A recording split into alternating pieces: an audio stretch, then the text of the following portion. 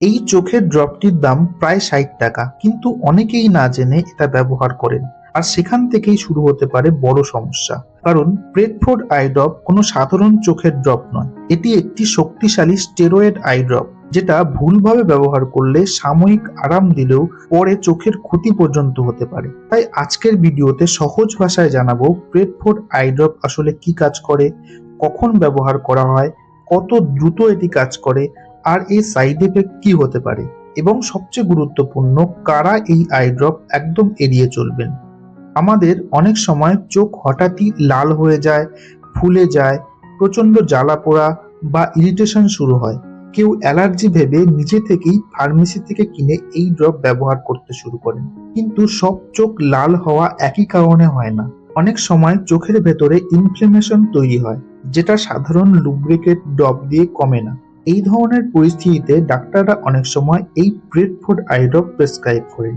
এই ড্রপে থাকে পেডনিসোলোন অ্যাসিটেট নামে একটি স্টেরয়েড মেডিসিন, যা চোখের ভেতরে ইনফ্লেমেশন দ্রুত কমাতে সাহায্য করে।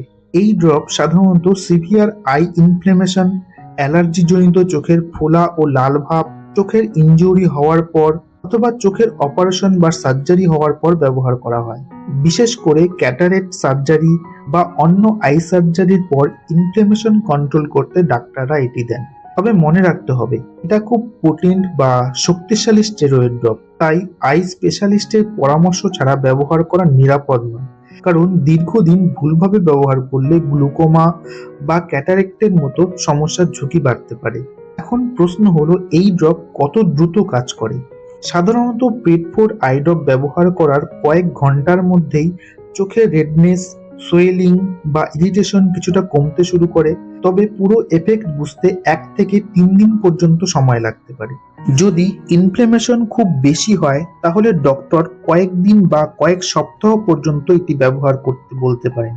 কিন্তু নিজের ইচ্ছা মতো বেশি দিন ব্যবহার করা উচিত নয়। কারণ স্টেরয়েড ড্রপ বেশি দিন ব্যবহার করলে চোখের প্রেসার ধীরে ধীরে বেড়ে যেতে পারে, যেটা প্রথমে বোঝা না গেলেও পরে গ্লুকোমা তৈরি করতে পারে।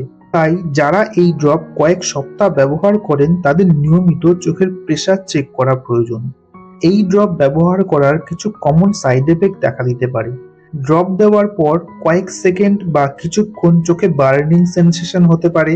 অনেকের সাময়িক ব্লাড ভিশন বা ঝাপসা দৃষ্টির সমস্যা হতে পারে।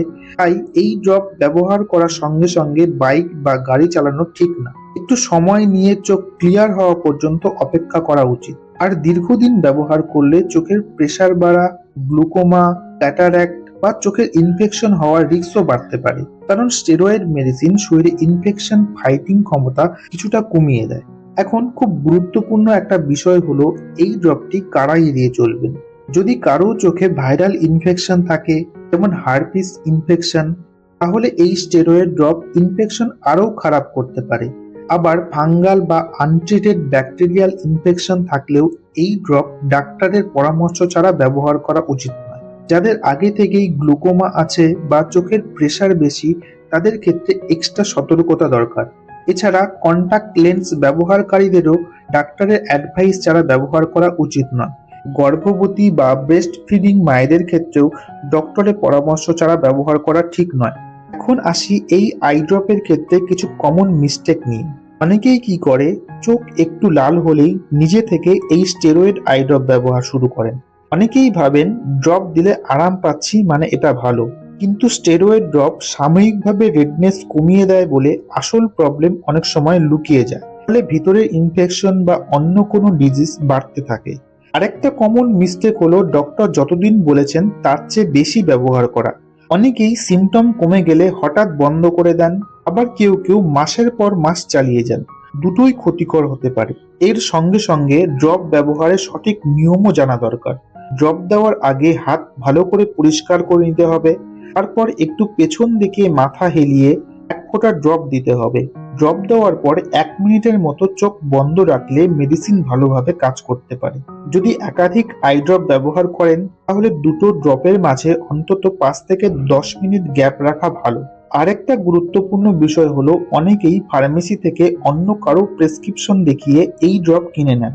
এটা একদম ঠিক নয়, কারণ সব আই প্রবলেমের ট্রিটমেন্ট এক না।